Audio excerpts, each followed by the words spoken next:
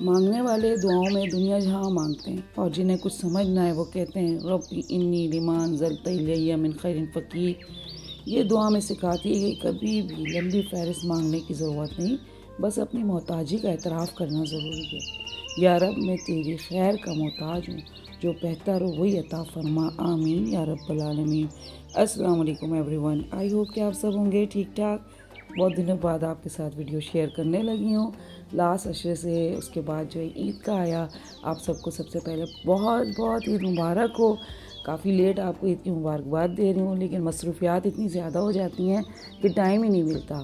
میں نے کہا میں آج اپنی آڈینس کے ساتھ ویڈیو بھی شیئر کرتی ہوں اور ساتھ میں ان کو بہت بڑی مبارکباد پیش کروں، کیونکہ مسلمانوں کا ایک بہت بڑا تہوار ہے اور اس کو ہم مناتے ہیں۔ عید کی خوشی میں اللہ پاک کا دیا ہوا بہت بڑا تحفہ ہوتا ہے۔ بہت سارے غم ہوتے ہیں زندگی میں، بہت سارے دکھ ہوتے ہیں، بہت ساری پریشانیاں ہوتی ہیں، کچھ کے والدین بیمار ہوتے ہیں، کچھ کے لوگ ہاسپٹلز میں ہوتے ہیں، لیکن اللہ پاک کا دیے ہوئے اس تحفے کا جو ہے نا، اس خوشی کا ایک اظہار ضروری ہوتا ہے، کیونکہ یہ اللہ پاک ہمیں ایک نعمت کے طور پہ عطا فرماتا ہے۔ 23 دن کے روزے رکھنے کے بعد جب ہم یہ عید مناتے ہیں تو اس کو ہمیں اپنے لیے ایک سکون کا باعث سمجھنا چاہیے۔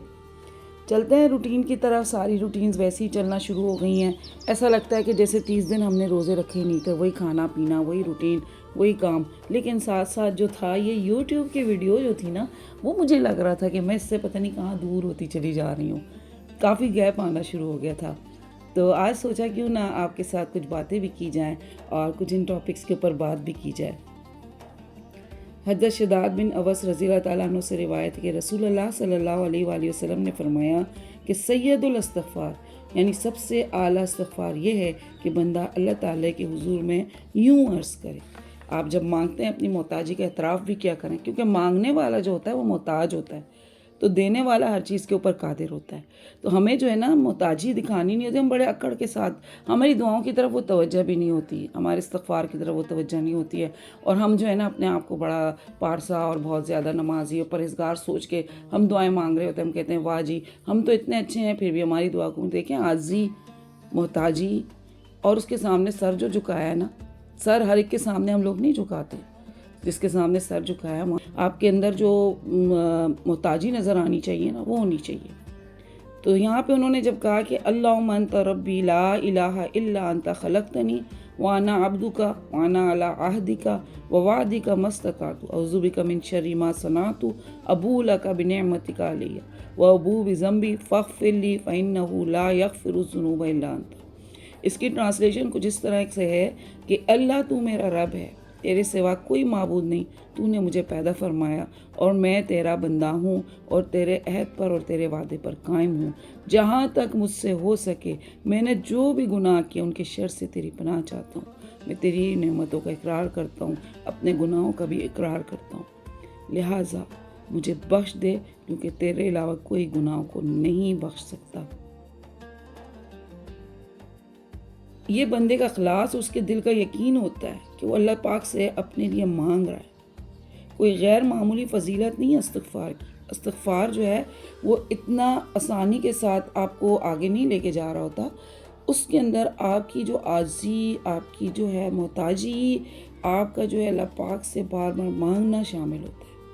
جب آپ ان ساری چیزوں کو اچھے طریقے سے کرنا شروع کرتے ہیں، تب آپ کو اندازہ ہونے لگتا ہے کہ اب مجھ پہ اللہ پاک کی رحمتیں نازل ہونے لگی ہیں، اب اس نے میری دعائیں قبول کرنی ہیں، کیونکہ مجھے اب اس سے مانگنے کا طریقہ آنا شروع ہو گیا۔ ایک چابی ہے، کی ہے، کنجی ہے، اس کو سیکھیں۔ اس کے اندر بہت ڈیٹیلز ہیں، بہت ڈیٹیلز ہیں۔ اس کی ڈیٹیل میں جب آپ جائیں گے تو یہ ایک نہ ختم ہونے والا سلسلہ ہوتا ہے جس کے تک ہم پہنچ ہی نہیں پاتے، اور ہم کہتے ہیں ہم نے زندگی کا اتنا بڑا قیمتی ٹائم گنوایا اور ہم نے اچھے طریقے سے بیٹھ کے استغفار نہیں کی۔ میرا آپ نے ٹاپک دیکھا ہوگا کہ کس طریقے سے استغفار کے لیے آپ اپنا ٹائم بنائیں۔ آپ 100 ٹائم پہ اس کو پہلے ڈیوائیڈ کریں۔ اگر آپ 5 نمازوں کے بعد 100 ٹائم اس کو پڑھ رہے ہیں تو آپ کے 500 ٹائم کمپلیٹ ہوتے ہیں۔ اگر آپ 200 کے حساب سے پڑھتے ہیں تو آپ کے 5 نمازوں میں آپ کا یہ 1000 کمپلیٹ ہوتا ہے۔ تو ان چیزوں کو جب آپ ڈیوائیڈ کرتے ہیں، ان چیزوں کو آپ اپنی، کیونکہ آپ تھوڑی دیر جانماز پہ ضرور بیٹھیں۔ ہمارے کام جو ہے نا یہ گھر کے دن بھر کے، مجھے محسوس ہوتا ہے یہ نہیں ختم ہو سکتے، چاہے ہم کسی بھی ایج میں پہنچ جاتے ہیں۔ ہماری یہ ذمہ داریاں ہیں، ان کو ہمیں پورا کرنا ہوتا ہے خوش اسلوبی کے ساتھ، کیونکہ ایک عورت کا جو ہے نا ماحول بنانے میں بہت بڑا کردار ہوتا ہے۔ اگر وہ چڑچڑی سی، طبیعت میں بیزاری اس کی، چیزوں میں نگیٹیوٹی اس کو فیل ہوگی، رشتہ داروں میں، معاملات میں وہ خرابی پیدا ہوگی، اس کا سارا کا ساری اٹینشن اس طرف ڈائیورٹ ہو جاتی ہے۔ سب سے پہلے تو اتنا پیارا مہینہ ہمیں رمضان کا جب ملا تھا، اس میں ہماری جو دل کی صفائی تھی نا بہت زیادہ ضروری تھی، دل میں کشادگی لانی تھی سب کے لیے، چاہے ہمارے رشتہ دار جیسے بھی ہوں۔ ہاں وہاں پہ جہاں پہ آپ کی برداشت نہیں ہے، جہاں ظاہر انسان کے اندر جو اللہ پاک نے حصے رکھی ہیں، بہت ساری سینسز ہیں، تو وہاں پہ آپ نے کیا کرنا ہے، کیپ ڈسٹینس، یہ آپ کے پاس ایک آپشن ہے۔ اور یہاں پہ آپ اللہ پاک سے اپنی دعا میں اس بات کو کہیں، یا اللہ میں تیری رضا کے لیے اس بندے کے ساتھ اپنے معاملات صحیح کرتا ہوں، لیکن اگر مجھ سے یہ چیزیں برداشت نہیں ہوتی تو میں یہ راستہ اختیار کر سکتا ہوں کہ میں اس کے ساتھ تھوڑا سا فاصلہ برقرار رکھوں، کیونکہ ذہنی صحت، مینٹل ہیلتھ آپ کی بہت زیادہ ضروری ہوتی ہے۔ اگر کسی وجہ سے آپ کی مینٹل ہیلتھ خراب ہو رہی ہے، پھر تو آپ عبادت کے قابل بھی نہیں رہیں گے۔ تو ان چیزوں کو آپ اللہ کے حوالے کریں گے، تب جا کے آپ کی زندگی میں بڑی بڑی آسانیاں آئیں گی۔ جی جناب، یہاں میں ذرا گئی ہوئی تھی باہر، تھوڑا اچھا لگ رہا تھا، فریش فیل ہو رہا تھا، اور یہ 3-4 دن پہلے کی میں نے ویڈیو بنا کے رکھی تھی۔ میں کہا چلیں اس ویڈیو کے ساتھ ہی آپ کے ساتھ ایک استغفار سے ریلیٹڈ اچھی سی ویڈیو شیئر کروں۔ دیکھیں، دنیا اور آخرت کا کوئی شر، کوئی فساد، کوئی فتنہ، کوئی بلا اور آفت اس عالم میں ایسا نہیں رسول اللہ صلی اللہ علیہ وسلم نے اللہ تعالیٰ کی پناہ نہ مانگی ہو اور امت کو اس کی تلقین نہ فرمائی ہو۔ تو یہ ساری چیزیں جو ہوتی ہیں نا، ہمیں دعائیں سکھائی گئی ہیں۔ آپ صلی اللہ علیہ وسلم خود استغفار کیا کرتے تھے، آپ کو کیا ضرورت تھی، لیکن آپ کرتے تھے نا۔ یہ ہم سب کے لیے نا ایک زبردست قسم کے ایک گائیڈ لائن بنانی تھی نا، ہمیں سکھانا تھا یہ سارا کچھ کرنے کا۔ اپنے کہیں سفر کر رہے ہیں، آپ کوکنگ کر رہے ہیں، کھانا بنا رہے ہیں، آپ ان کی برکتوں سے نا فائدہ اٹھایا کریں، آپ توجہ دیا کریں۔ سورہ رحمان کی تلاوت، درود شریف، سورہ بقرہ کی آخریت، آمن الرسول بما انزل الیہ من ربہ والمؤمنون کل آمن باللہ وملائکتہ وکتبہ ورسلہ لا نفرق بین احد من رسلہ وقالوا سمعنا واطعنا غفرانک ربنا والیک المصیر۔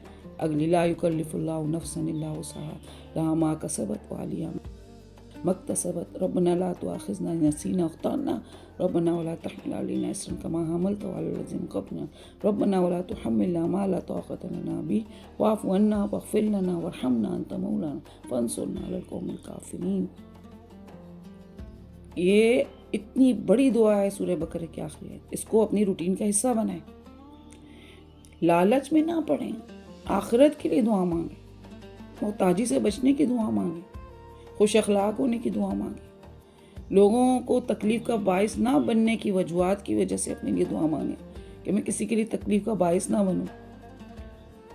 تو یہ ساری چیزیں ہماری زندگی میں جب شامل ہوں گی، آپ کی زندگی خود بخود پر رونق، خوبصورت، اور کم سے کم جو وسائل ہیں، اگر آپ کی زندگی میں مسائل ہیں، وسائل نہیں پیدا ہو پا رہے ہیں، تو اس میں بھی آپ ایڈجسٹ ہو جائیں گے۔ لیکن اگر آپ بہت مالدار ہیں، بہت پیسہ ہے، اور آپ کے پاس پھر بھی سکون نہیں ہے، اس کی وجوہات یہی ہوتی ہیں کہ آپ اپنے معاملات اللہ کے سپرد نہیں کر رہے ہیں، اور ہر چیز کے اوپر خود ہی قادر ہونے کی کوشش کر رہے ہیں۔ تو آئی ہوپ آپ کو میری آج کی بھی ویڈیو پسند آئی ہوگی۔ آپ کو میری ویڈیو پسند آئے، لائک کریں، شیئر کریں، سبسکرائب کریں، اور دیں مجھے اجازت۔ ملتی ہوں میں آپ کے ساتھ کسی اچھی اور نئی ویڈیو میں۔ ٹل دین، فی امان اللہ۔